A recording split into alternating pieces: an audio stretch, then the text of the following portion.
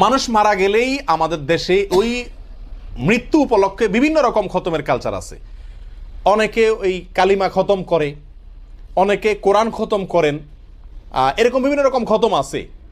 তো এই যে কালিমা খতম, সোয়াল একবার কালিমা পড়লে উনি মুক্তি পেয়ে যাবেন মৃত লোকটা, অথবা কোরআন খতম করলে তিনি মুক্তি পেয়ে যাবেন, এরকম অনেক ধারণা আমাদের সমাজে আছে। প্রিয় ভাইয়েরা, মানুষ মারা যাওয়ার পরে আপনি তার সন্তান এবং ওয়ারিস হিসাবে তার জন্য আল্লাহর কাছে দোয়া করবেন এবং ইস্তেগফার করবেন, তার পক্ষ থেকে আল্লাহর কাছে ক্ষমা চাইবেন যেন আল্লাহ তাকে মাফ করেন। এটা আপনার ভাই বোন সবার জন্য কর্তব্য। আপনার বাবা আপনার মা মারা গেলে তাদের জন্য, অন্য যে কেউ মারা যাক, আপনজন সবার জন্য কর্তব্য তারা তার পক্ষে আল্লাহর কাছে সুপারিশ করবে, দোয়া করবে, ক্ষমা চাইবে।